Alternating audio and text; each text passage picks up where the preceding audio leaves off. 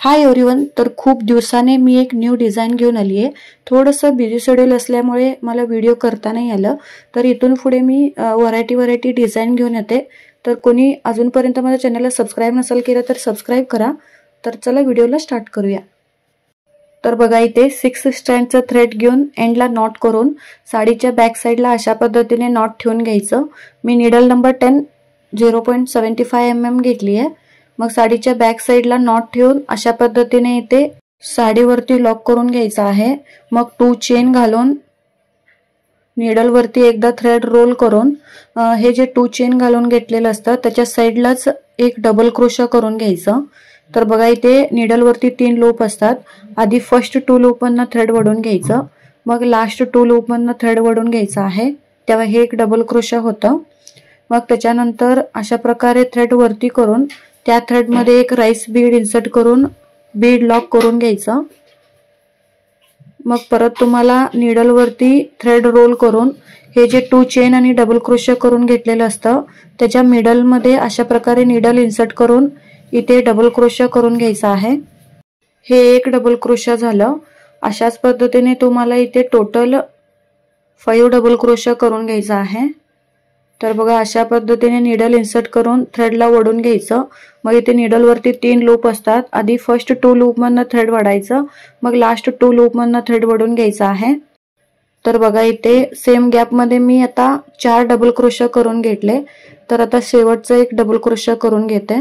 तर बघा, इथे अशा पद्धतीने त्या गॅप मध्ये नीडल इन्सर्ट करून अशा पद्धतीने थ्रेड वडून घ्यायचं। मग इथे नीडल वरती 3 लूप दिसतात। आधी फर्स्ट 2 लूप मधनं अशा पद्धतीने थ्रेड वडून घ्यायचं, मग लास्ट 2 लूप मधनं थ्रेड वडून घ्यायचं आहे। तर बघा, टोटल इथे मी 5 डबल क्रोशा करून घेतली आहे। मग अशा प्रकारे एक स्लॅन्टिंग आर्च दिसेल।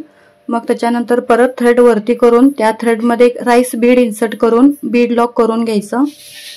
मग अशा प्रकारे साडीवरती व्ही शेप मध्ये नीडल ठेवून तिथे साडीवरती एक लॉक करून घ्यायचं आहे। तर बघा, इथे लॉक करताना अशा प्रकारे हे बीडला बॅक साइडला फिंगरने होल्ड करून इथे साडीवरती लॉक करून घ्यायचं। मग अशा पद्धतीने साडीला पलटून घ्यायचं आहे।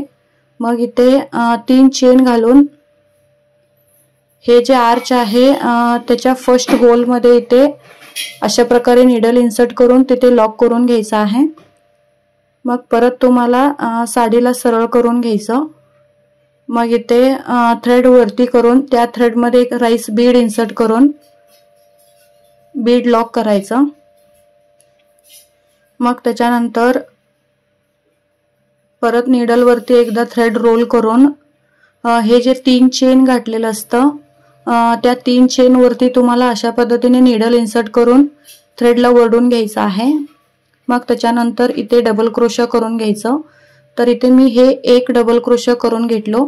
तसेच तुम्हाला इथे 3 चेन वरती टोटल 5 डबल क्रोशा करून घ्यायचा आहे। आणि डबल क्रोशा कशा पद्धतीने करायचं, चेन कशा पद्धतीने घालायचं ह्याच्यावर मी डिटेल व्हिडिओ बनवली आहे, त्याचं लिंक डिस्क्रिप्शन मध्ये देते, जाऊन चेक करा। तर बघा, इथे 5 डबल क्रोशा झाल्यानंतर अशा प्रकारे एक स्लॅन्टिंग आर्च कंप्लीट होईल। त्याच्यानंतर परत तुम्हाला same as it is thread वरती करून त्या थ्रेड मध्ये एक राईस बीड इन्सर्ट करून बीड लॉक करून घ्यायचं।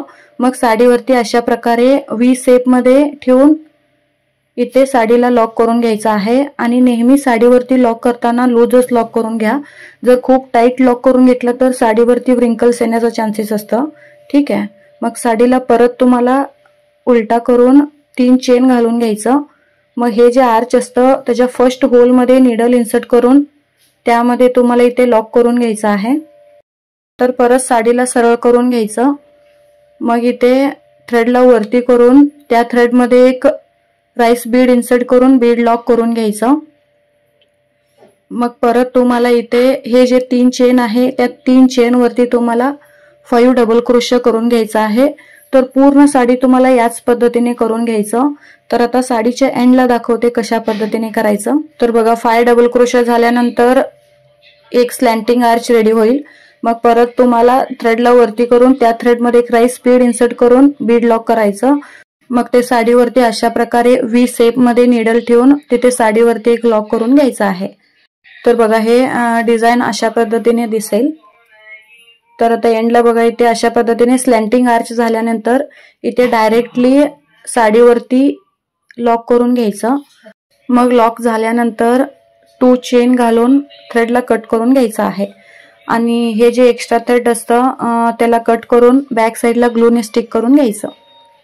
तर फ्रेंड्स, ही डिझाइन जर आवडलं असेल तर एक व्हिडिओला लाईक करा। असे छान छान डिझाइन बघण्यासाठी माझ्या चॅनलला सबस्क्राइब करा।